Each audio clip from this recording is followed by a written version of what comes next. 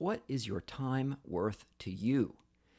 Hey, welcome to Unleashed, the show that explores how to thrive as an independent professional.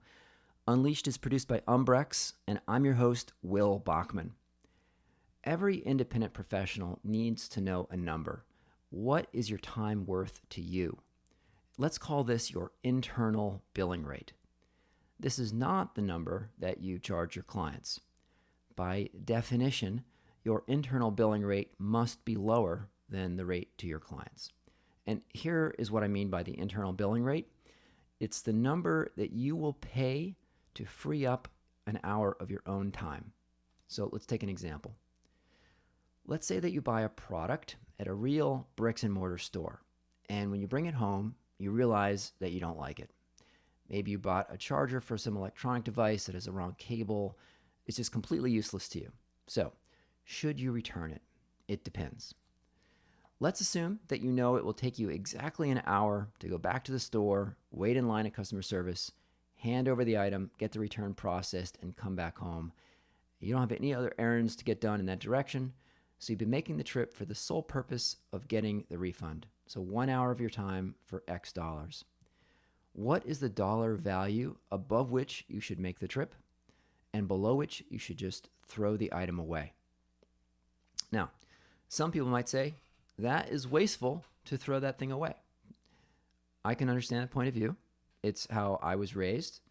But that viewpoint doesn't recognize the value of our time, which is our only non-renewable resource. I rarely hear the opposite reaction of, why, that would be so wasteful to throw your time away like that. It's a useful exercise to decide your number above which you make the trip and below which you throw the item away. That dollar value is your internal billing rate. So let's take a couple of extreme cases. I think we can agree that if the item cost 1 penny, most of us would agree that we shouldn't spend an hour returning it. On the other hand, if the item cost $10,000, I would return it, and probably most of us would as well. If it cost $1, most of us would probably not spend an hour returning it. If it cost $1,000, most of us would probably make the trip. So for most of us here on the show, the internal billing rate is probably somewhere between $1 and $1,000. In my experience, many independent consultants have not gone through the mental exercise to arrive at their internal billing rate, and not knowing this number or casting that number too low leads them to lose money. If you haven't gone through this exercise, the number at which you probably return the item is too low. So let's say the cost is $20. Now that seems kind of wasteful to throw away $20, and maybe it is, but if not, if your billing rate to clients, your external billing rate is $200 an hour. Perhaps in that marginal hour, when you could be returning the charger, you don't have client work that you could be billing. So you'd say, well, I wasn't going to bill a client $200. I was going to make $0. So $20 is a good savings for that time. But you should not treat your time as having no value, obviously. Because when you're working in your business, you can't be working on your business. And you could be creating content. You could be using that extra hour to strengthen relationships, improve your internal processes, building your skills.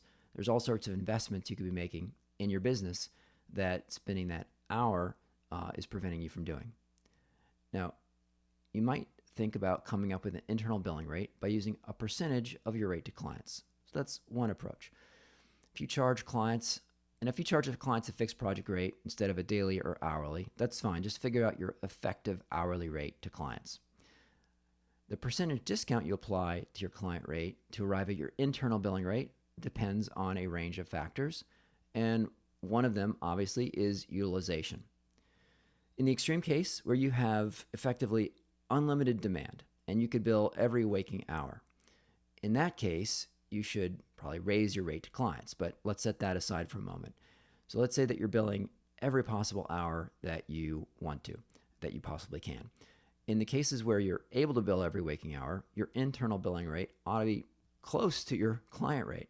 Because if you're billing $200 an hour and you take an hour off to go return a charger that costs $20, you just lost $180. Under more common utilization scenarios, independent professionals might decide that their internal billing rate is somewhere between 25% and 75% of the rate that they charge clients. Coming up with this number impacts many decisions beyond just a trip to the store, which is a practical example, but let's think about some other ones. If your client billing rate is $200 an hour, perhaps you've decided that your internal billing rate is $75. Now that means that you should be looking for things to do and outsource them if you can find someone else to do it for $75 or less of your time. So maybe you're creating PowerPoint pages and you learn that you can have someone else do that for $30 an hour. So now you might say, well, if I'm spending $30 an hour, then that's just money out the door that I could be saving. But if you spend it, the professional visual production person might be even twice as fast as you. So even though you're paying them $30 an hour, if they're twice as fast and they produce better quality charts, what takes you an hour at an internal billing rate of $75, that person can do in 30 minutes at a cost effectively of $15. So it's a no-brainer to outsource that task, because every time you outsource 1 hour of your PowerPoint time, you're going to save $60, 75 minus 15. There may be other areas, so any area where you can set up a system or a process that's repeatable and you can outsource that to somebody else and free up your time. You should do it if that other person can do it for less than your internal billing rate. So this exercise also makes transparent to me the cost to me of goofing off.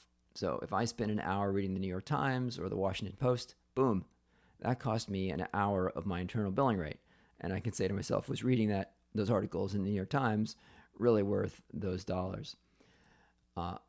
I have not yet met an independent professional who was outsourcing too much to his or her virtual team, but I've definitely met a lot of folks who place too low a value on their own time and they outsource too little. What are your thoughts? Have you come up with an internal billing rate, and has that changed your practice? I'd love to hear about it. You can email me at unleashed@umbrex.com. If you thought this was helpful in any way, I would love it if you'd share it with a friend or share it on social media or LinkedIn. And if you visit our website, umbrex.com/unleashed, you can sign up for our weekly email where you'll get transcripts of this episode and every episode, and some bonus features available only to subscribers. Thank you for listening.